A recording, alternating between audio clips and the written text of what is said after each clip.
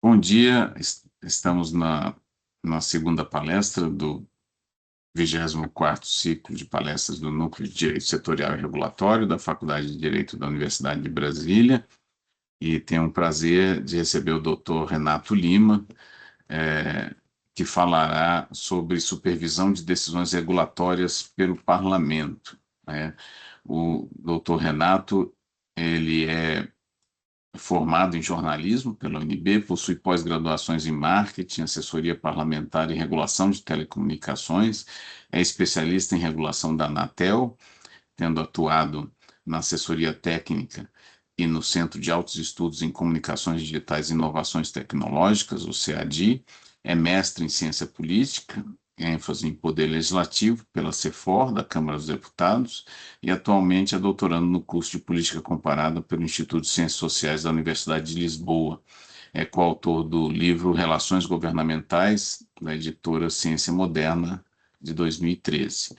E a temática dele é uma temática muito relevante que diz respeito à interação entre parlamento e reguladores e o exercício de uma função clássica já do parlamento de revisão de decisões executivas e especificamente decisões regulatórias. Então, sem mais delongas, passo a palavra ao Dr. Renato Lima e agradecendo muito pela disponibilidade.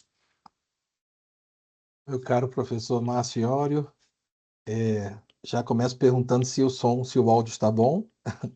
Muito bom. Está bom, né? E a todos os colegas, os alunos, os profissionais que se encontram aqui neste ciclo de palestras, uma alegria poder partilhar um pouco da minha experiência profissional e também da minha vida acadêmica com todos vocês. No Teams eu tenho um pouco de dificuldade, no Zoom eu sou mais especialista. No Teams eu não estou conseguindo ver o rosto de vocês, tá? Mas o professor vai me sinalizar se houver alguma pergunta. Para mim, tanto faz a pergunta ser durante a apresentação ou ao final, tá bom? Mas o professor vai sinalizar para mim, para eu parar, né? Que eu só estou vendo o meu rosto e a própria tela da palestra. Então, uma grande Combinado. alegria. Tá bom. Obrigado, professor. Participar deste evento.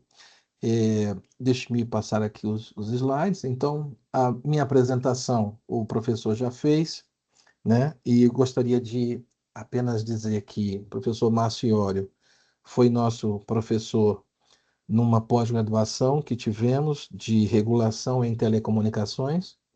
Foi ali que eu conheci o professor Márcio, e de lá para cá, o professor Márcio é um grande amigo da Anatel, um grande amigo da regulação brasileira, um especialista, né?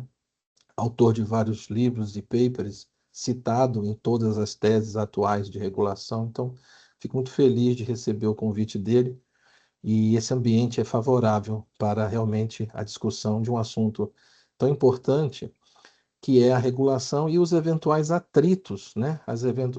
As pressões existentes nesse relacionamento entre regulador e legislador. E atualmente eu estou cedido à Câmara dos Deputados, então eu tenho essa experiência tanto de regulação e do outro lado do balcão, como a gente fala, do lado lá dos políticos também. E estou terminando o meu doutorado lá em Lisboa. E esta apresentação ela é um dos capítulos, é o capítulo 5, se não me engano, da nossa tese, que são os indicadores de atrito que a gente levantou para poder justificar o tema da tese e tudo mais. Então, agradeço pela participação de todos. Então, vamos começar com aquela pergunta clássica, né?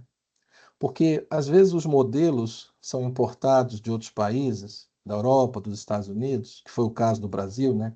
Que importou o modelo das agências, parte americano e parte europeu, e ela entrou no arcabouço jurídico brasileiro de repente, né?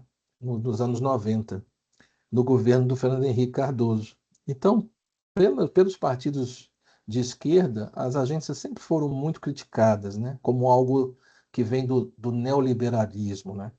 Só que, na verdade, as agências, elas, ao contrário do que às vezes a esquerda fala, elas justamente vêm para fortalecer o papel do Estado, porque ela vem regular setores que são monopólio natural, elas vêm para fomentar o desenvolvimento desses segmentos, desses setores regulados.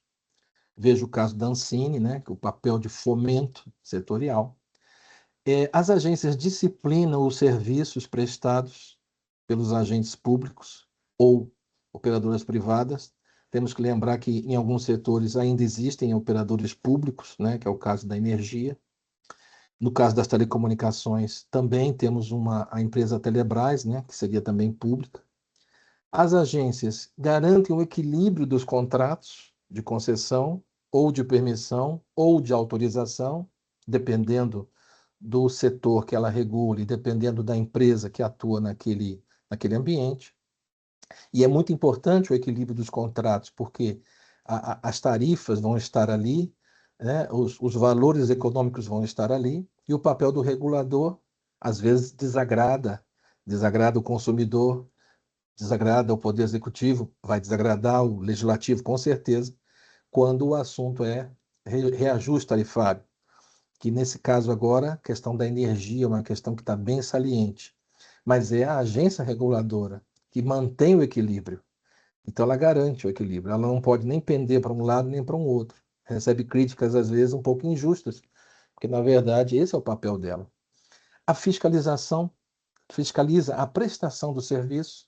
Esse também é um ponto muito importante para garantir que o consumidor terá acesso aos serviços com qualidade, né, com fluidez, com fruição e com continuidade, né? Então, a fiscalização é fundamental e quando a agência não tem recursos humanos suficientes para a fiscalização, todos saem prejudicados.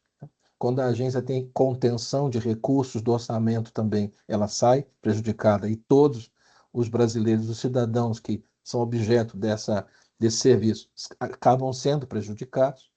As agências defendem e lutam, né, obviamente, pela qualidade dos serviços prestados aos usuários, regulam a cobrança de tarifas no setor onde houver, alguns setores já não há mais tarifas, é livre mercado, ou então são imposições dos leilões que acabam reduzindo os valores, mas enfim, onde houver tarifas também são as agências que, como os planos de saúde, que todos os anos são reajustados. Então, são critérios técnicos, critérios de produtividade, fator X, os outros fatores todos que vocês também conhecem. É trabalho da agência mediar conflitos entre usuários e os agentes setoriais, né? Não só a ouvidoria das agências, né? Mas os setores de mediação setorial são muito importantes para evitar a judicialização, para evitar que um assunto seja levado aos tribunais. Em geral, os tribunais, quando vai aos tribunais, quando os assuntos vão aos tribunais, em geral, os juízes, os magistrados costumam, em 98% dos casos, seguir a decisão do órgão regulador, que é um órgão técnico. São poucos os casos de reforma de decisões, né? Então, também é papel da agência, por isso que tem que ter uma boa equipe jurídica e também a Procuradoria Federal especializada com pessoas realmente, com profissionais realmente dedicados a esse campo da regulação. E não confundir a agência reguladora com a agência executiva, né? O Inmetro é uma agência executiva, quer dizer, a agência executiva ela tem a ABIN não é uma agência reguladora, é uma agência executiva. Então, só para deixar bem claro que a agência executiva existe uma subordinação hierárquica imediata, né? Mudou o ministro, muda o presidente daquela agência executiva. Não é o caso das agências reguladoras, né? Nós no Brasil hoje temos aí 12 agências reguladoras. Eu já coloquei aí a ANPD, que não era uma agência reguladora classicamente falando, era a Autoridade Nacional de Proteção de Dados, e o governo Lula agora mandou uma medida provisória e virou lei, e agora nós temos a Agência Nacional de Produção de Proteção de Dados, e, na verdade, dá a NPD mais robustez, porque antes ela não tinha as mesmas características de uma agência reguladora, como, por exemplo, não pode demitir o diretor sem nenhuma uma questão muito importante, muito, muito crucial. Então, ela estava numa situação menos forte como está agora. Então, nós temos aí a primeira agência, existe até uma brincadeira entre a ANEEL e a Anatel para ver quem foi a primeira agência, né? E, na verdade, as duas têm razão, porque a ANEEL, a lei de criação da ANEEL é de 1996, a lei de criação. Então, ela faz 30 anos de lei. Mas a lei dela dizia que ela entraria em funcionamento só em dezembro de 97. Já a lei da Anatel, ela é de julho de 97. É a Lei Geral de Telecomunicações. E a lei previa início imediato da Anatel. Então, existe uma brincadeira saudável entre as duas agências para ver qual foi a primeira. Tanto que a ANEEL já está usando na sua logomarca ANEEL 30 anos, né? Mas, na verdade, a ANEEL só vai mesmo fazer 30 anos, na minha opinião, né, em dezembro de 97. E a Anatel vai fazer 30 anos em julho de 97. De 2000 perdão, 2027. Eu estou aqui, errei nos anos. Então, em 2027 é que a Anatel vai fazer 30 anos. E a ANEEL também. Então, tem essa briga boa aí, que quando os reguladores dessas duas agências se encontram, eles fazem isso. Mas elas foram ali praticamente no mesmo ano, né? Naquele movimento de reforma do Estado. Não sei se vocês se lembram, né? O ministro Bresser Pereira, o Programa Nacional de Desestatização, as emendas constitucionais que introduziram as agências no ambiente constitucional, no arcabouço jurídico. E as agências foram criadas por vários governos, né? Então, por exemplo, a ANAC, ela foi criada no governo Lula. A ANM foi criada no governo Dilma. A ANPD no governo Bolsonaro. Então, a ANAC no governo Lula também. Então, não existe isso assim de que todas as agências foram criadas no governo Fernando Henrique Cardoso, neoliberalismo. Não, isso é uma falácia. As agências, elas, como são órgãos de Estado, elas ficam acima dessas divergências políticas e ideológicas.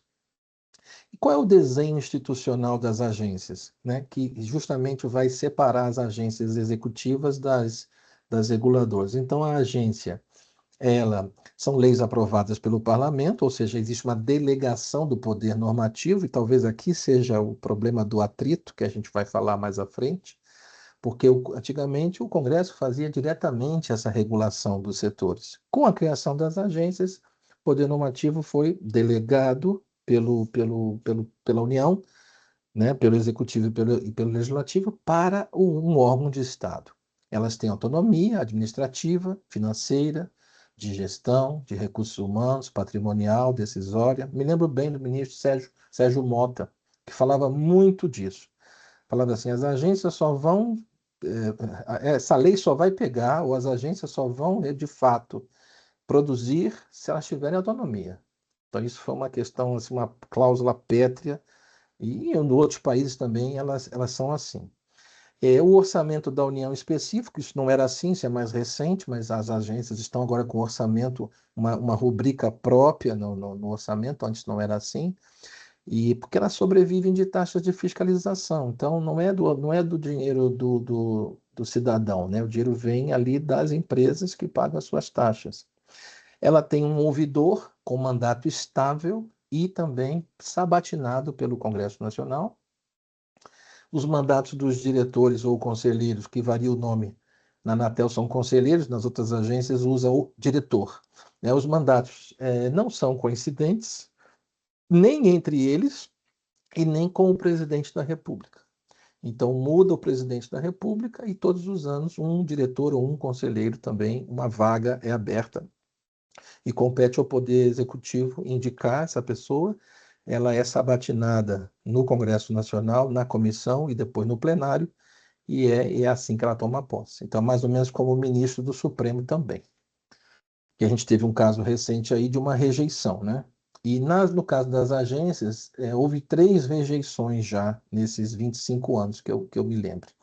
Também por questões políticas. As pessoas reuniam as suas condições técnicas, mas houve uma questão política pontual e também houve rejeição. Mas são casos realmente raros. Existe uma quarentena de 6 meses, essa quarentena era de 4 meses, a nova lei aumentou para 6 meses após o término do mandato. Essa pessoa não pode trabalhar em nenhum órgão regulado para garantir, né, a confidencialidade dos assuntos importantíssimos ali, estratégicos, que são tratados pelas agências. As agências são a última esfera recursal no âmbito do Poder Executivo, ou seja, o agente depois pode recorrer ao Judiciário, mas dentro da agência existem várias esferas de recurso. Ele pode recorrer à superintendência, pode recorrer ao diretor e depois ao conselho diretor. Ele tem várias, e depois pode recorrer até ao ministro, né? Em algumas agências, não todas. Então, existem várias formas do agente recorrer dentro do ambiente, sem ir ao judiciário. As agências também têm forte participação social na regulação, as consultas públicas, as audiências públicas. É a pena que, às vezes, quem mais frequenta... Pena não, eu estou querendo dizer o seguinte: o cidadão comum não frequenta muito as consultas e as audiências públicas. Está preocupado com o trabalho dele, levar o filho para o colégio, pagar as contas. Então, quem vai nas audiências, nas consultas públicas das agências? São as associações e as empresas do setor. Então, fica um debate um pouco levado para um lado, e o que dá um equilíbrio, talvez, são as associações de defesa do consumidor, que vão lá e acabam representando os cidadãos, né? E são órgãos, então, que foram desenhados, né? O arranjo institucional, o desenho institucional das agências, elas foram desenhadas, então, para ser essa autarquia especial. Especial justamente isso, com mais autonomia. O que diferencia as agências de outros órgãos, essa palavra especial, que em outras leis não aparece, é porque justamente ela detém mais autonomia. E aqui também tem um pouco a ver com essa apresentação e um pouco a ver com os atritos. Os atritos que acontecem com o Poder Legislativo pode ter um pouco a ver com esse desenho blindado, tecnicamente blindado das agências reguladoras, que talvez o parlamentar não quisesse tanto, talvez ele quisesse ter mais influência nos assuntos que são tratados pelas agências. Então, a legislação das agências reguladoras, também eu fiz esse slide aqui para apenas mostrar que a legislação ligada às agências reguladoras vem passando por vários governos. Então, a primeira lei, governo Fernando Henrique; a segunda lei, governo Lula; a terceira lei, governo Bolsonaro. E além das leis quadro, são as leis quadro das agências, nós também temos as leis específicas. Cada uma das 12 agências tem as suas próprias leis também. Então, para quem estuda esse fenômeno, para quem vai trabalhar com regulação, é muito importante conhecer bem como funciona toda essa questão jurídica. Então, por que tratar desse assunto, né? Eu estudo esse assunto desde 99, quando eu fui para a ANEEL, que eu trabalhei na ANEEL 7 anos, né? Então, a gente vem observando esse cenário político e também, por produção acadêmica, eu tenho sempre apresentado em congressos técnicos da ABAR, que é a Associação Brasileira das Agências de Regulação, e pela constatação, é fato que no Brasil, eu digo no Brasil porque em outros países não é assim. Em outros países você tem uma relação mais, eu não sei qual é a palavra, mas no Brasil há conflitos, há atritos constantes no relacionamento entre as agências e o Poder Legislativo. Em outros países isso é um pouco menos, isso é mais, é mais institucionalizado, né? E aqui existem, e nós percebemos isso no dia a dia, nos meios de comunicação, nos discursos no parlamento, nas interações entre os políticos e os reguladores. Agora, nem sempre o atrito é negativo, né? Porque, dependendo do político, ele pode fazer um discurso inflamado ou mandar um requerimento de informação, apertando a agência em alguma questão, mas, na verdade, o viés dele é positivo, é para consertar alguma coisa, é para arrumar alguma coisa, ou para abrir tal coisa para alguma coisa que a agência não tinha visto antes. Então, nem sempre o atrito é negativo, tá? Mas, nesse trabalho aqui, acabou que o foco acabou sendo negativo. É isso que a gente vai comprovar aqui com os dados que a gente pesquisou. Então, por que há tantos atritos? Por que há tantas pressões, nesse relacionamento institucional? Esses atritos acontecem porque a agência tem um desenho institucional, esse modelo regulatório tem um desenho institucional que a blinda ou a tenta blindar de influências políticas, né? Ou é o próprio sistema político que tem suas demandas e quer influenciar e não consegue? Ou são as duas razões? Então, essa é a pergunta de investigação, ou perguntas de investigação, e eu aqui já vou até antecipar aqui, na minha opinião, são as duas coisas. As duas coisas, no Brasil, as duas coisas se misturam, e ora é por conta do desenho das agências, ora é por conta da pressão política e do presidencialismo de coalizão que nós temos com partidos, com governos de minoria e com multipartidarismo. Inclusive, o capítulo 1 da nossa tese é justamente sobre isso, falando um pouco sobre esses conceitos da ciência política clássica. Então, nesse relacionamento institucional entre o poder legislativo e a sociedade, que o deputado e o senador querem? Querem influenciar a agenda parlamentar, querem influenciar as políticas públicas para mostrar ao seu eleitor que eles estão a fazer um bom trabalho, que eles estão legislando bem, né? E aí aparecem as agências no meio desse caminho. E aí nem sempre as preferências dos políticos estão contempladas nas normas dos reguladores. Nem sempre. O ato normativo da agência. Pois não? Está em aula? Não. Me dá esse celular aí, só para te mostrar. Pois não? Bota o YouTube aqui para mim, por favor.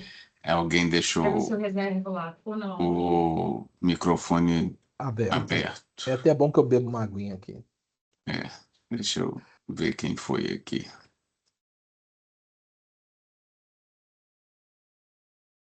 Acho que foi. Peraí. Eu pensei que fosse uma pergunta, por isso que eu parei. Não, pois é, também é que abriu o microfone sem querer. Então tá. Mas acho que fecharam já. Então vamos continuar, obrigado. Então, falando aqui, né, que nem sempre, então, o que sai lá escrito na resolução do órgão regulador, veja o caso da Anvisa, né? Quantas resoluções sobre produtos de emagrecimento, ou no tempo da Covid, ou a sibutramina, ou a questão do câncer, aquela pílula do câncer, várias resoluções da Anvisa, né? Será que essas seriam naturalmente as preferências dos políticos? Eles não gostariam de legislar sobre esses assuntos? Então, essa é parte da. Eu não gosto de dizer parte do problema, né? Parte do fenômeno a gente encontra aqui o porquê disso existir. Então, nós temos as peculiaridades da nossa democracia, nós temos as características próprias do nosso sistema político e partidário, além de aspectos culturais, sociais e econômicos. Esse é o ambiente brasileiro, e aí vem as agências. Então, isso explica bastante sobre o comportamento e a atuação dos parlamentares perante suas bases políticas e em relação deles com os partidos, com os eleitores, com a sociedade e com as agências. Então, ele vai agir, isso aqui é para medir o comportamento político, ele vai agir diante desse cenário. Então, o político brasileiro é diferente do político paraguaio, do político americano, do político português, né? Ele vai corresponder, ou vai responder, ou vai reagir diante desse cenário próprio nosso. E tudo isso vai influenciar na forma do relacionamento entre os políticos e os órgãos reguladores. Então, ele é produto dessa realidade social, política, econômica, cultural, e nós também percebemos isso também, que isso tudo também tem um componente cultural e um componente da nossa democracia multipartidária, governos de minoria, coalizões líquidas e tênues, né? Os partidos de centro, que, como é de centro, ora vão para um lado, ora vão para o outro, e toda essa instabilidade, apesar de tudo, se fosse um parlamentarismo, talvez a gente teria quedas de governo, como acontece na Itália ou em outros países. A Itália ficou com 2 anos sem governo, sem conseguir maioria, né? Então, o presidencialismo ainda segura um pouco a governabilidade, mas existe um desequilíbrio, né, nas bases. Talvez na cabeça, sim, um equilíbrio da governabilidade, mas por baixo as coisas estão em muita ebulição. E quais são os controles do Poder Legislativo sobre as agências? Eu coloquei aqui duas tabelinhas. Os controles formais, que a gente vai encontrar na lei e tudo, e os controles informais, que às vezes são mais fortes até que os controles formais. Então, os controles formais, a sabatina no Senado Federal, é ou não é um controle? Claro que é. Se o cidadão não é aprovado ali, o Senado fez o seu controle, tirou, rejeitou. As comissões parlamentares de inquérito, que sempre podem indicar às agências alguma recomendação, também é uma maneira formal de controle. Os requerimentos de informação, que é o político perguntando para as agências por que fizeram assim o assado, é uma forma de controle formal. Esses que estão em vermelho aí, os projetos de decreto legislativo, as audiências públicas e as propostas de fiscalização. Por que eu marquei de vermelho? Porque são esses os controles formais que nós pusemos no escopo da tese. E lá na tese nós justificamos cabalmente por que escolhemos esses. Eles são de mais fácil quantificação. Não é que tenha sido fácil fazer esse trabalho, levantar esses números, mas desde que conseguimos os números, ficou mais fácil a quantificação. Ficou mais fácil a tabular. Vocês vão ver aqui a forma como nós fizemos, né? Os outros seriam mais difíceis de nós acompanharmos. E os controles informais? Discursos em plenário, por isso que as agências têm assessorias parlamentares e assessorias de imprensa para acompanhar. Discursos nas comissões temáticas, também às vezes podem ser bem aguerridos e bem negativos para as agências. Entrevistas nos meios de comunicação, que às vezes um político vai e solta uma crítica à agência. Artigos de opinião em veículos de informação, às vezes até editorial, em alguns grandes jornais brasileiros. Debates em sites, debates em veículos especializados, sites especializados em telecom, por exemplo. Tem também um político pode fazer um artigo. Pressão do Poder Executivo, o Poder Executivo faz pressão sobre as agências também. Alguns vão dizer, mas isso é engraçado, porque as agências são do Poder Executivo. Sim, é verdade, nenhum órgão pode estar solto na estrutura administrativa brasileira. Apesar de elas serem órgãos de Estado, elas estão vinculadas ao Poder Executivo, mas não são subordinadas ao Poder Executivo. Então, isso é uma coisa importante também da gente saber. Então, às vezes, o próprio presidente da República faz. Eu me lembro no tempo que o presidente da Anatel era o Dr. Luiz Shimura, e lembro que o presidente Lula falou assim: fiquei sabendo do reajuste das tarifas pela imprensa. Isso causou uma crise na Anatel, fez com que o próprio Luiz Shimura renunciasse. Então, a pressão do Poder Executivo também existe, mas não é o foco do nosso estudo aqui. Então, nós escolhemos quais os indicadores ou quais os itens que nós escolhemos. Escolhemos as audiências públicas, escolhemos as propostas de fiscalização e controle e escolhemos os projetos de decreto legislativo, que são uma maneira de supervisão das decisões dos órgãos reguladores pelo poder, pelo poder legislativo. Então, por exemplo, as audiências públicas são debates entre os parlamentares e convidados, né, que no caso são os reguladores, sobre temas atuais, em geral problemas. Quando um parlamentar coloca lá uma audiência pública, não é para a agência vir aqui e falar dos seus feitos, né, dos seus golaços. Não é assim. Geralmente, quando uma agência é chamada em uma audiência pública, é um problema. É um município que não está, a antena de celular não está funcionando, é um plano de saúde que deixou, que faliu e deixou os seus clientes ao Deus dará, e assim por diante. São sempre problemas, né? Então, é uma ocasião que os políticos, o quê? Naturalmente, é o papel deles, né? É o papel deles. Fazem as suas críticas, são críticas contundentes em relação à performance das agências. E de todas as comissões na Câmara e no Senado, qual a mais saliente? Qual aquela que os debates são mais acalorados e tem maior repercussão na mídia? É a Comissão de Defesa do Consumidor. Então, também na tese, eu explico isso, eu afasto as demais comissões e foco na Comissão de Defesa do Consumidor, pela relevância que ela tem e pelos números, que lá são enormes, as quantidades de audiência. Então, ficou um número assim bom para a gente avaliar. E as propostas de fiscalização e controle, elas também são gravíssimas quando acontecem, porque ninguém quer ser alvo de uma proposta de fiscalização e controle, são as PFCs. São instrumentos utilizados pelo legislativo para fiscalizar a execução de políticas públicas e a aplicação dos recursos, né? Nessa apuração, supostas irregularidades ou problemas, para apurar isso, né, o TCU é envolvido, ou seja, a coisa vai ficando mais grave ainda.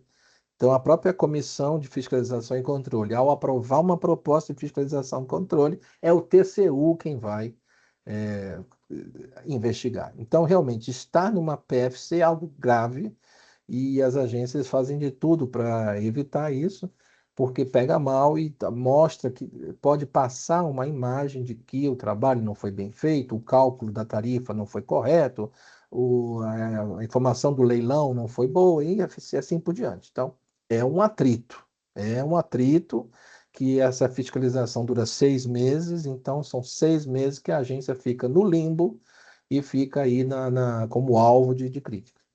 E os projetos de decreto legislativo? Esses estão, inclusive, na Constituição. Está lá na Constituição, eu vou mostrar, tá? Que é quando o legislativo quer derrubar, quer chumbar, quer vetar um ato normativo da agência reguladora. O parlamentar tem esse poder. Poucos deles sabem disso, sabem sobre isso. Que ele pode derrubar, se ele conseguir a votação, claro, né? Que o Congresso pode derrubar uma resolução de uma agência reguladora, caso a agência tenha exorbitado do seu poder de regulamentar. Então, isso aí é bem subjetivo. Então, a agência vai se armar de todos os argumentos para dizer, não exorbitei nada disso, né? Eu estou cumprindo o meu papel.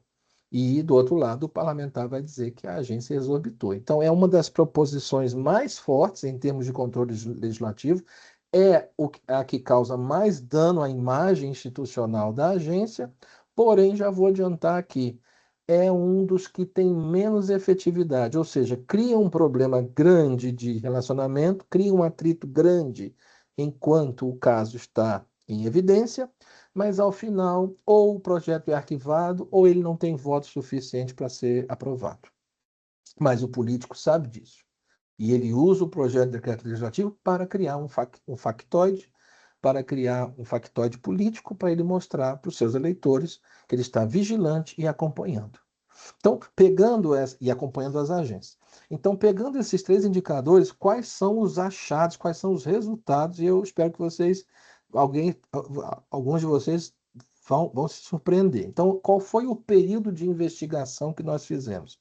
Nós começamos na 51ª legislatura, foram 6 legislaturas, e fomos até a última legislatura, não esta que está em vigor, porque o meu professor lá em Lisboa pediu que a gente usasse dados fechados, consolidados, que não pegasse uma legislatura em andamento, que é a atual, 57ª, que vai de 23 a 27, tá? Então, só já explicando por que a legislatura atual não está. Então, cada legislatura, né, vocês sabem, corresponde a 4 anos no nosso presidencialismo. A primeira agência é de 96, como eu falei, que é a ANEEL, né? Mas só entrou em 97, então a gente colocou a 51ª, porque em 98, em 97, 98, não houve nada no Congresso Nacional questionando as agências. Os questionamentos começam em 99, a partir da 51ª legislatura. Então, a pesquisa não pegou a 50ª legislatura, deixando bem claro, a pesquisa nossa, a investigação, não pegou a 50ª e não pegou a 57ª, ok? Só para deixar bem claro aqui. Foram 24 anos de análise, né? 6 legislaturas, então passou pelos governos FHC 1, FHC 2, Lula 1, Lula 2, Dilma 1, Dilma 2, ou 1,5, né? Temer e Bolsonaro. Temer também, 1,5, né? E Bolsonaro. Pegou esses presidentes da República. Então, a nossa pesquisa ela não tem viés político, não tem viés partidário, não tem viés ideológico, né? Tudo que a gente vai mostrar aqui não leva em consideração isso. Leva em consideração apenas como isso aconteceu diante desses presidentes da República aí. Então, já explicando que o governo Lula 3 não entrou nessa nossa análise. Então, vamos começar com a Comissão de Defesa do Consumidor. E até queria aproveitar aqui e fazer um elogio à comissão, que os relatórios anuais da comissão estão todos disponíveis desde 90, sei lá quando, 92. Então, eu entrei em todos os relatórios, quantifiquei todas as audiências, tabulei todos os temas e sinalizei onde havia agência ou não havia agência participando. Então, esse foi um trabalho braçal, né? Difícil, mas os dados estavam lá. Então, por isso que eu disse que foi fácil, fácil nesse sentido, de que os dados estavam disponíveis, né? Mas deu trabalho, claro. Então, olha só o primeiro indicador, que é das audiências públicas realizadas na Comissão de Defesa do Consumidor. Então, nesses anos aí que eu falei, né, 24 anos, a comissão realizou 369 audiências públicas, tá? Dessas, 197 sem as agências, sem nenhum representante das agências, não havia assunto ligado às agências, mas 172 audiências, o que representa 47%, ou seja, praticamente a metade de todas as audiências públicas realizadas na Comissão de Defesa do Consumidor naquelas legislaturas, tem a ver com as agências reguladoras. Isso é um dado realmente fortíssimo, impactante, né? Então tá aqui, ó, 172 audiências públicas com as agências. A NPD não está aqui porque a NPD é mais recente, tá? Então, na investigação, a NPD não entra, ok? São só as 11 anteriores. Então, veja, a Anatel, ela é responsável aí ela participou, ela teve que ir lá se justificar, se explicar, apresentar alguma coisa e eu tenho os assuntos todos, né, que foram alvo, em 49 vezes, isso é 28%. Em segundo lugar, vem a ANEL, com 32 idas, 32 audiências públicas, 18%. E a Anvisa, 31 vezes, 18% também. Então, aqui eu coloquei em cores diferentes, tentando agrupar em atrito grande, atrito moderado e leve atrito. Então, claro, se uma agência vai menos, o atrito é menor. Mas também, se ela vai menos, é porque ela não chama tanta atenção. Então, vamos dar um exemplo aqui, a ANTAQ, né? A ANTAQ é uma regulação de transporte aquaviário. Então, provavelmente, foi para ter uma vez só na vida que ela foi lá. A Ancine uma vez. Então, são agências que têm menos, talvez, saliência de assuntos. E, ao contrário, a Anatel, né, telecomunicações, radiodifusão, internet, né, a ANEL, distribuição, geração de energia, comercialização, tarifa, Anvisa, que é o mundo, medicamento, alimento, vacina. A Anvisa é o mundo, cosméticos. Então, nós fizemos essa gradação aí, tá? Então, em primeiro lugar, a Anatel, a ANEL e a Anvisa. E temos também um gráfico aqui que talvez fique também mais fácil de ver. A Anatel, nessa questão aí, volto a dizer, nem sempre o atrito é negativo, mas esse é um fato. Esse é um fato que é a matemática, não tem como mascarar. Esse é o fato. Então, a Anatel, a ANEL e a Anvisa, as que mais precisam ir à Comissão de Defesa do Consumidor para se explicar. Vamos ao segundo indicador, que é aquele que eu disse que é a proposta de fiscalização e controle, que tem o TCU por trás, que é gravíssimo, que mancha a imagem, alguma suspeição de algo que não foi bem feito. Né? Porque, na verdade, depois que a proposta é aprovada e às vezes é arquivada ou não, ou livra ou isenta a agência de qualquer culpa, mas o dano já foi feito, né? A imagem já ficou, a pergunta já foi feita. Então, Renato, Nesse... Pois não? tinha uma pessoa com a mão levantada. Você pode Ah, responder ou espera? posso Tá. sim. Então, por favor, Vinícius Oliveira. É, bom dia. Eu queria tirar só uma dúvida relativa à questão das audiências, só uma pergunta metodológica mesmo. Se foram quantificadas todas as audiências em que o representante das agências estava presente, como uma das listagens dos convidados, ou somente aquelas em que a audiência tinha um tema que era pertinente especificamente à atuação daquela agência diretamente? Porque eu acompanhei algumas audiências, por exemplo, em que convidados da Anvisa eram chamados, e apesar de, né, o tema, obviamente, ser pertinente à atuação da Anvisa, não era necessariamente um debate político ali acalorado relativo à atuação da Anvisa em específico. Era sobre um outro assunto e alguém da Anvisa era chamado para dar um detalhe técnico ou a fazer uma apresentação mais geral.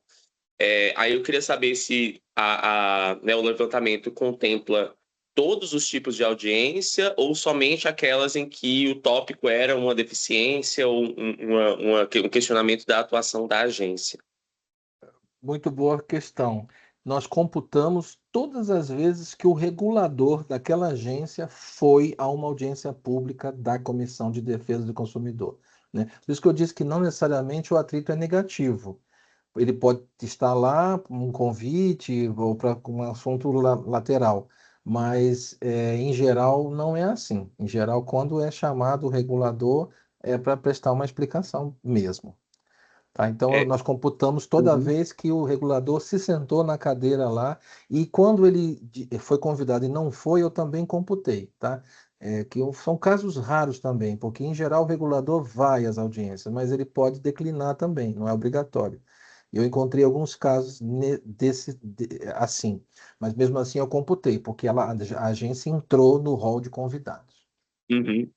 E aí a dúvida seguinte é, no caso que você fala, refere ao regulador, precisa ser necessariamente alguém da diretoria ou da coordenação das agências, porque às vezes são chamados pessoas do segundo ou terceiro escalão do funcionalismo das agências, né?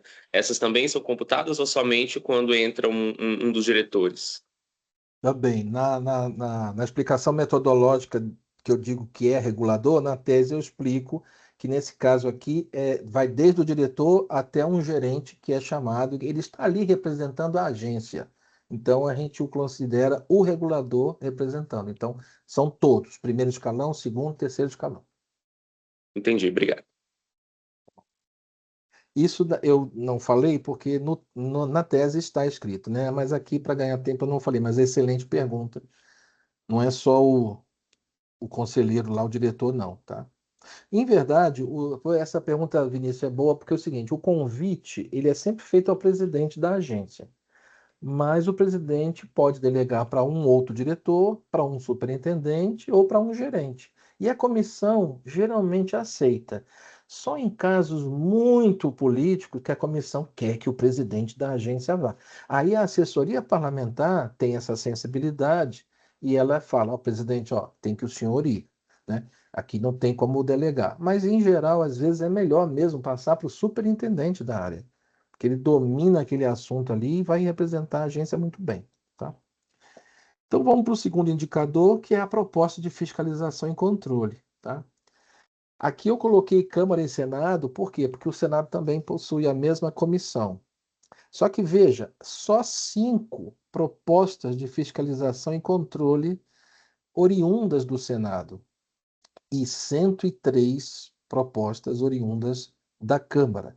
Então, aqui eu coloquei o dado congressual, tá? 108 propostas de fiscalização e controle é uma coisa altíssima.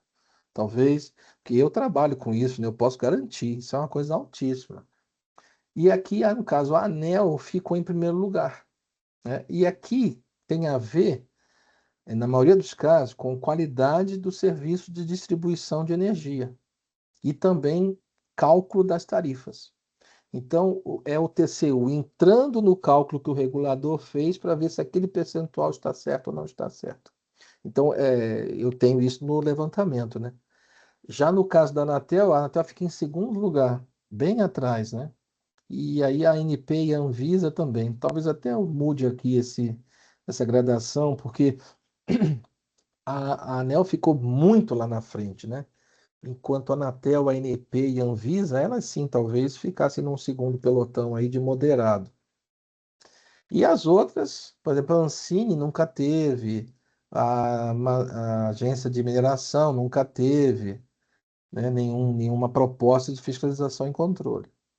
Tá? Então, esses aqui, deixa eu passar um outro quadro também, que também fica bom. Vejam que a ANEEL realmente se destaca aí, né, negativamente nesse caso, tendo que responder a propostas de fiscalização e controle. E que 95% delas ou são arquivadas ou não trazem grandes consequências para a agência. Isso também eu coloco lá na análise dos dados, no trabalho. E os projetos de decreto legislativo?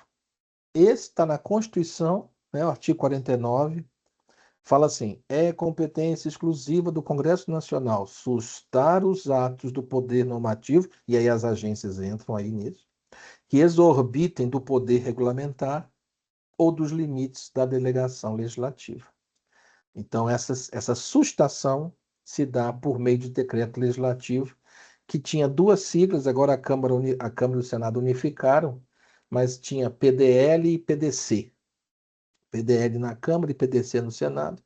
Então, por isso que no meu trabalho, eu tenho que citar essas duas tipologias. Mas hoje houve uma resolução conjunta que unificou a nomenclatura. Os projetos de lei, por exemplo, não mudam mais de número quando vão de uma casa para outra. Isso foi uma coisa muito boa que o Congresso fez. Então, o projeto tem o mesmo número, ele vai andando, quando ele muda de casa, ele mantém. E também havia diferença de nomenclatura, de sigla. E agora também não é mais, agora tudo é PDL. Então, vamos ver aqui o caso dos projetos de decreto legislativo, né? Que também Câmara e Senado, nesse caso, porque o senador também pode apresentar. Também em menor número, vejam aí, em menor número. 24 só casos no Senado e 247 casos na Câmara, total 271 casos. Aí vamos aqui ver a ANEEL também, em primeiro lugar, né? Quer dizer, aqui são atos do deputado e do senador querendo derrubar uma resolução da agência, né? E como a agência, a ANEEL, faz uma resolução de reajuste tarifário para cada uma das distribuidoras, então o número de resoluções é muito maior. Então também é por isso que os números da ANEEL acabam sendo maiores aqui. E no caso da Anvisa, muito a ver com produtos de emagrecimento, vacinas, né, e medicamentos, também para apressar a aprovação de medicamentos ou permitir medicamentos que já foram aprovados nas Anvisas dos outros países para ter um fast track aqui no Brasil. Então, derrubando resoluções da Anvisa. Tá? Então, e a ANS, que tem a ver com os planos de saúde. Nesse caso, a Anatel, que já figurou em primeiro lugar ou segundo lugar nas outras, fica numa posição mais moderada aqui, o atrito é mais moderado. Ou seja, o parlamentar não enxerga no decreto legislativo uma maneira de supervisionar os atos da Anatel. Ele prefere de outros caminhos. Porém, ele prefere supervisionar e talvez constranger a ANEEL e a Anvisa e a ANS, ele prefira usar o projeto de decreto legislativo. Essa é a estratégia do parlamentar que a gente não sabe. É uma decisão lá dele, do gabinete dele, e das situações que ele estiver enfrentando. Aqui nós temos, então, né, PDC e PDL, como eu falei, que é a mesma coisa, né? Então, a ANEEL em primeiro lugar, a Anvisa em segundo, a ANS em terceiro. Então, o que nós fizemos, então? Nós fizemos uma consolidação dos dados. E agora o meu desafio é criar um índice, né? Meu professor lá pediu para a gente criar um índice legislativo de atrito regulatório, foi assim que ele sugeriu. Eu estou a trabalhar nisso, né? Que é mais ou menos ponderar, dar pesos a cada uma dessas três espécies, né? E depois fazer esse indicador, talvez de 0 a 1, ou de 0 a 100, ou de 0 a 10, alguma coisa assim, para a gente poder.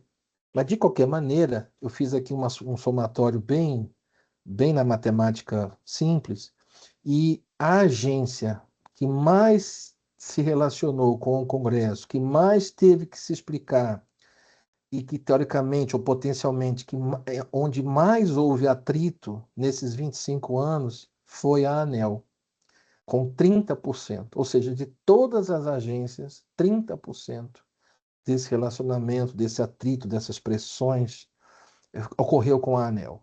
E é natural, porque cada casa é um ponto de energia. Então, são milhões é como a telecomunicações, são milhões de usuários, né? Você não pode comparar com a ANTAC, não estou desmerecendo, não é isso, mas a ANTAC é um outro trabalho, né? A ANM é a mineração, é um outro trabalho, né? O usuário, o cidadão é diferente, ele é beneficiado indiretamente, mas a ANEEL, a Anvisa, a Anatel, a ANS, a ANAC, todos os cidadãos são impactados diretamente pelo trabalho dela. Então a Anvisa vem em segundo lugar, com 13% dessas interações. Opa, aqui eu acho que eu errei em alguma coisa, tá? Aqui eu nunca fui bom em matemática. Aqui tem algum errinho aqui, tá? Depois eu vou consertar. A Anatel com 84 casos, tá?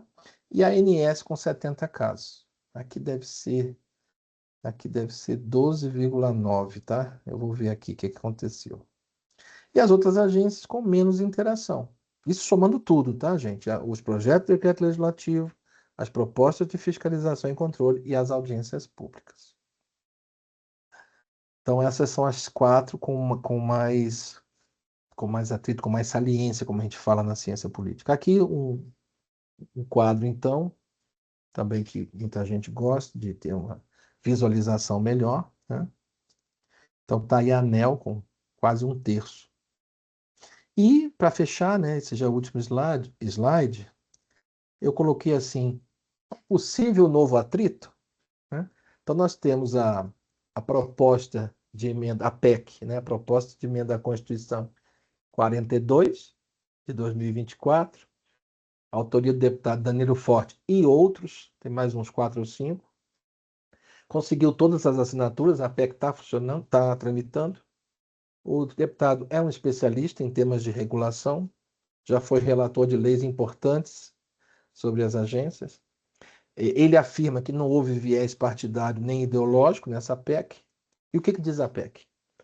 Ela acrescenta um inciso 6,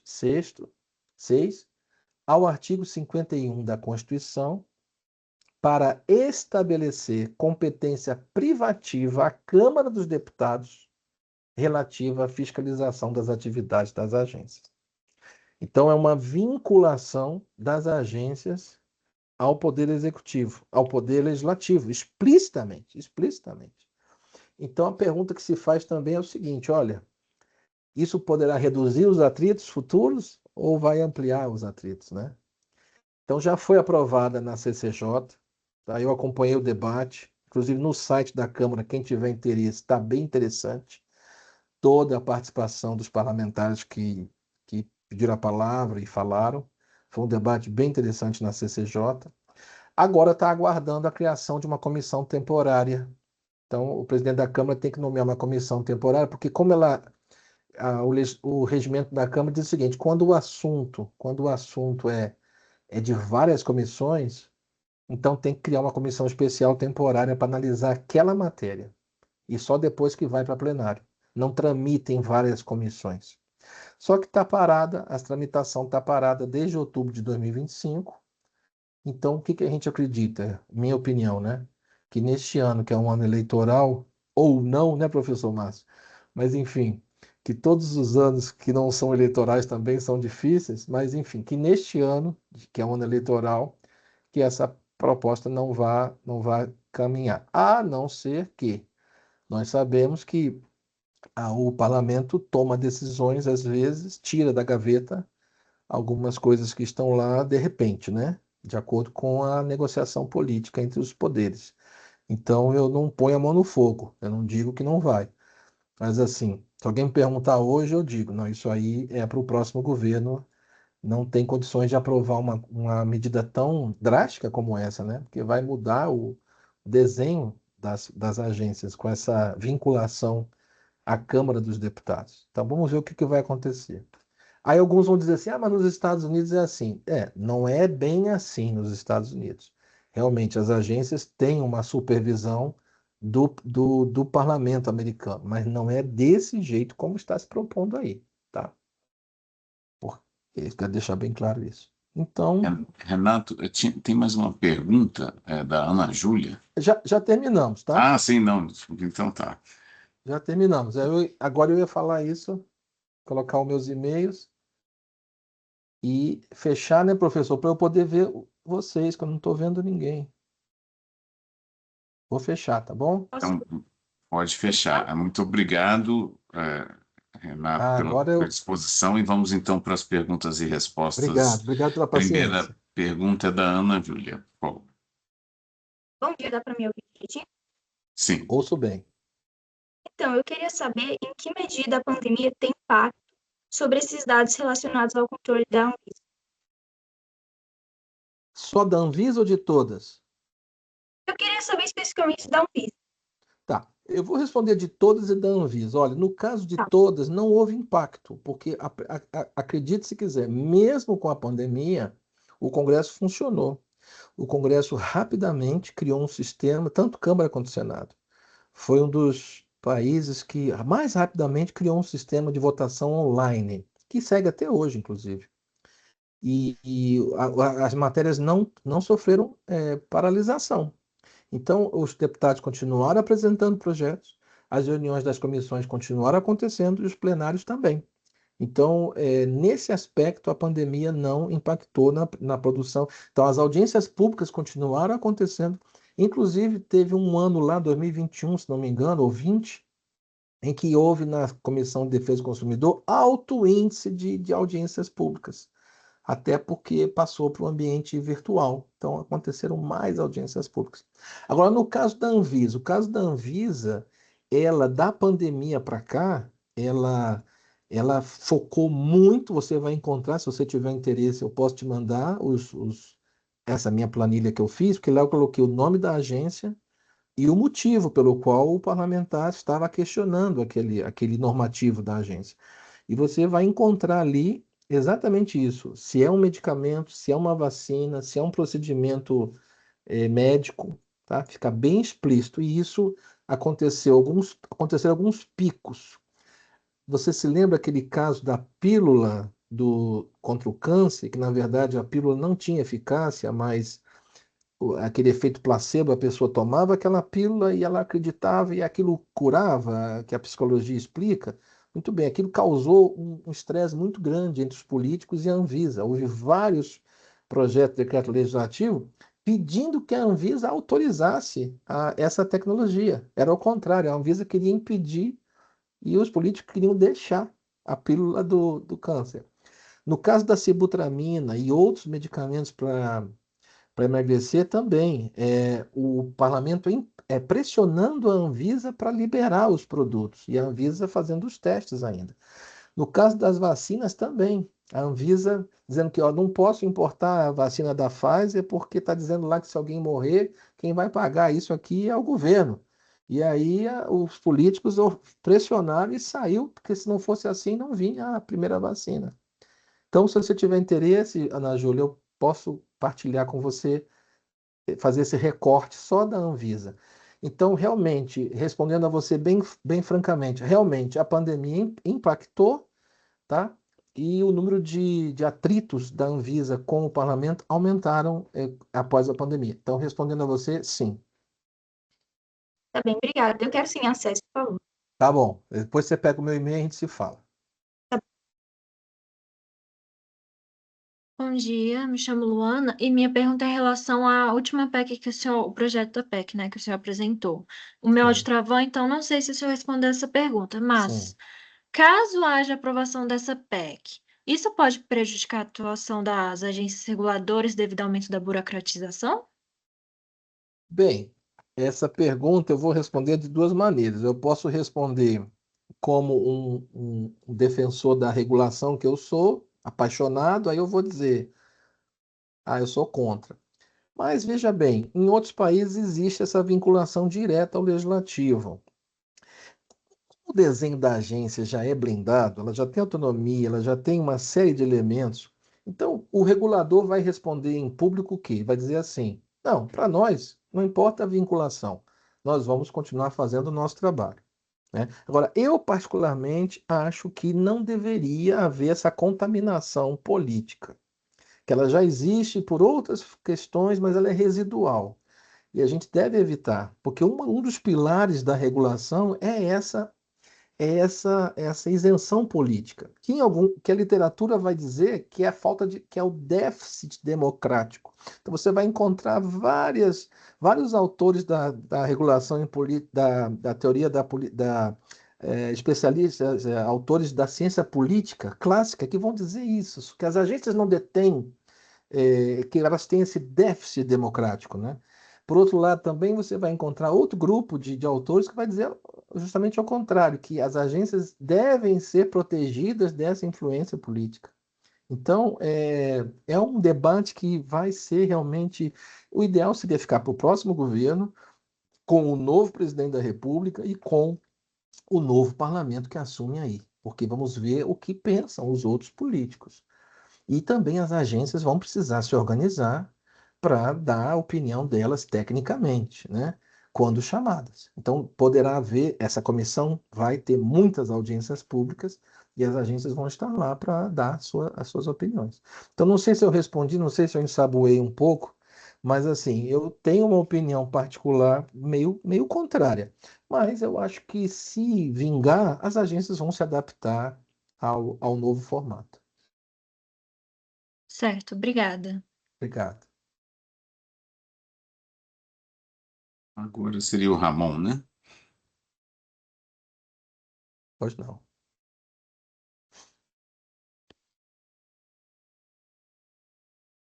Oi, tá me ouvindo? Sim, Bom dia.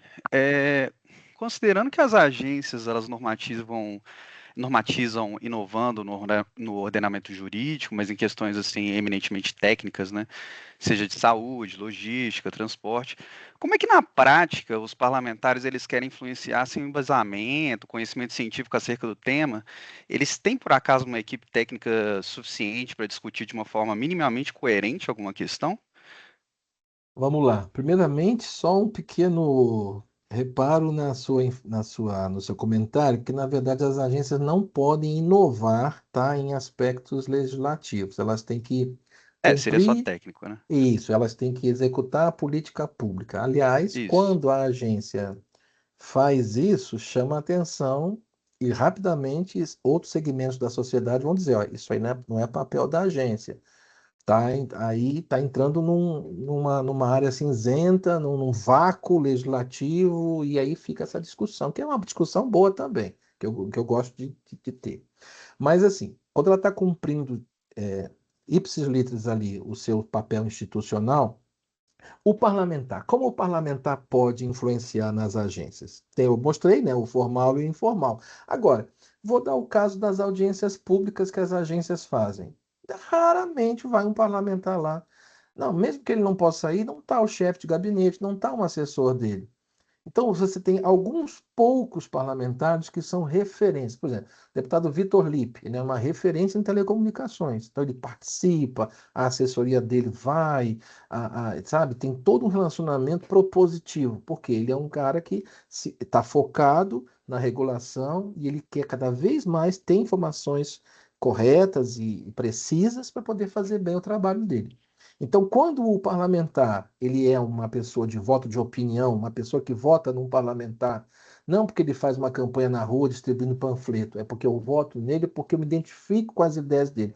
Então, você tem alguns desses políticos que são assim, eles são eleitos por voto de opinião e ficam, às vezes, vários anos no Congresso.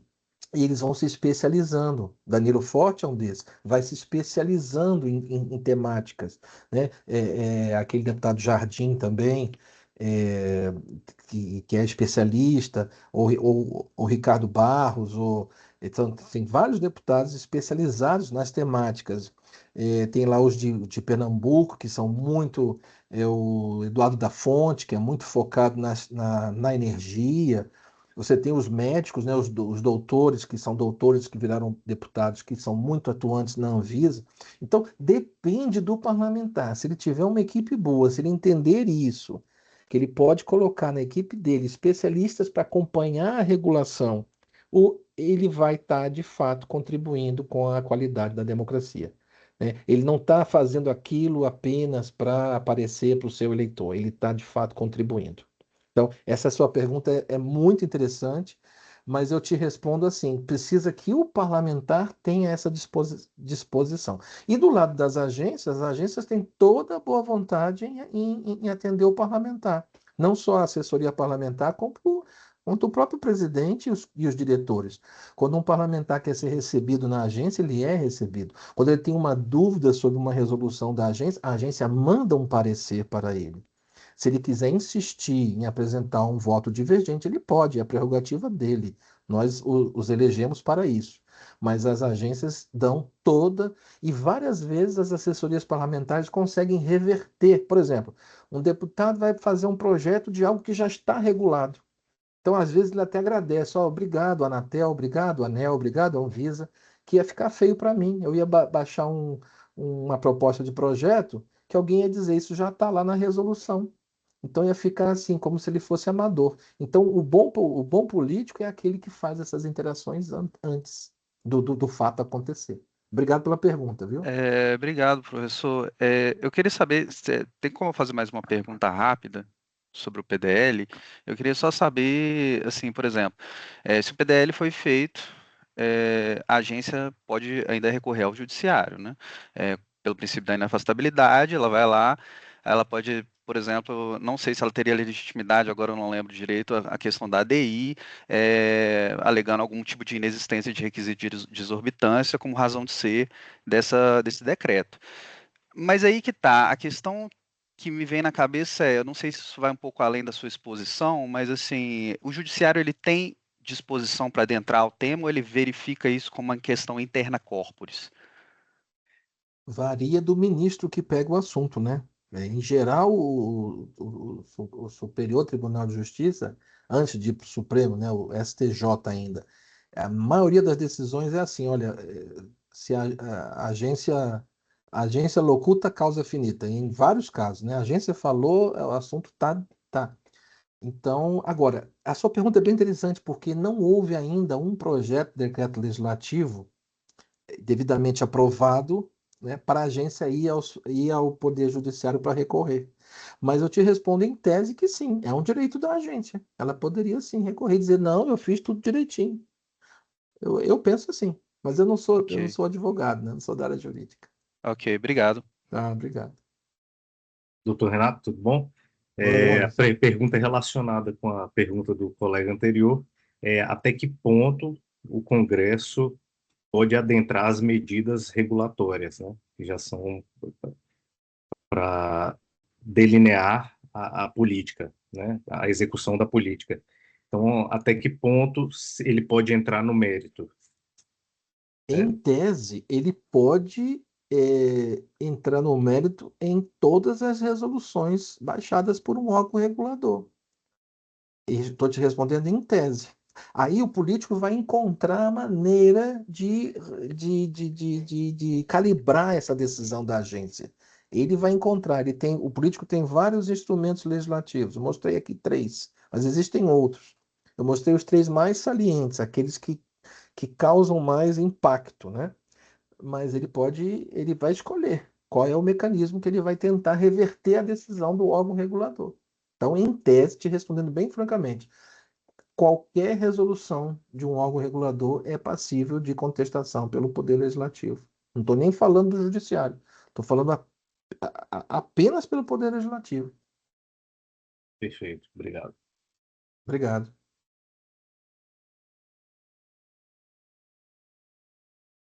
Acho que encerramos as questões, né? Apenas esclarecendo, o Supremo considera o decreto legislativo como ato normativo primário para fins de ADI, né, desde 92. Então, isso foi um dos primeiros, umas primeiras dúvidas sobre o efeito o alcance, né, de uma ação direta de inconstitucionalidade sobre atos que são, nesse caso, meramente destinados a sustar atos normativos do Executivo, né? Então, é um tema interessante, Muito. e que merece ser revisitado também Sim. sobre diversos aspectos, porque não se trata simplesmente de atos primários, mas de muito se evoluiu na jurisprudência do Supremo sobre o significado do que seria um ato autônomo, né, da administração pública sujeito à ação direta de inconstitucionalidade. E recentemente, inclusive, o Supremo considerou que atos das agências reguladoras, atos normativos das agências, né, com caráter inovador, eles teriam também caráter suficiente para serem, né, enfrentados por ação direta de inconstitucionalidade, ações abstratas em geral, né? Professor, um caso recente de um projeto de decreto legislativo, não foi para a agência, mas foi contra o governo, foi a questão do IOF, né, que o Congresso peitou o governo, derrubou, e o assunto já está no Supremo também. Então, é isso. Mas o meu foco aqui é para mostrar o atrito. Eu não estou nem tão preocupado se o final foi, se votou, se não votou, se acatou, se não acatou, se foi. Eu ainda não estou entrando nisso. Eu estou mostrando o seguinte, que o parlamentar encontra formas de se relacionar com a agência e existem esses atritos e esses três elementos usados são prova disso. Certamente, certamente. Só comentei isso por causa da dúvida Sim, perfeito. da questão, né? Mas o foco é justamente a experiência institucional entre o parlamento e a agência reguladora, e esses dados são muito relevantes, reveladores, né? São dados importantes que deveriam estar sendo considerados, inclusive, para fins de acompanhamento, né, de tudo isso. Então, acho que é uma tese que vai ser muito lida e pesquisada, né, porque é um caso importante do desenvolvimento institucional da regulação no Brasil, né. Então, eu agradeço muito, viu, Renato, pela sua disponibilidade, por nos trazer uma temática que está sendo estudada com informações atuais, e bem precisas, de alguém que tenha, que não é comum, né? Alguém que tenha a vivência da agência reguladora e, ao mesmo tempo, a vivência do Congresso Nacional, né? Então, é muito importante ter essa visão diferenciada que nos consegue brindar aqui. Então, encerraremos então a nossa apresentação de hoje, agradecendo muito ao Dr. Renato Lima, e as últimas palavras são do nosso palestrante, por favor. Só mesmo agradecer, professor Márcio, e o professor Márcio será convidado para estar na banca minha lá em Lisboa, viu, professor? Um maior prazer, muito obrigado. Então, encerramos aqui a nossa. Vou encerrar a gravação. Obrigado. Temos uma colega aqui.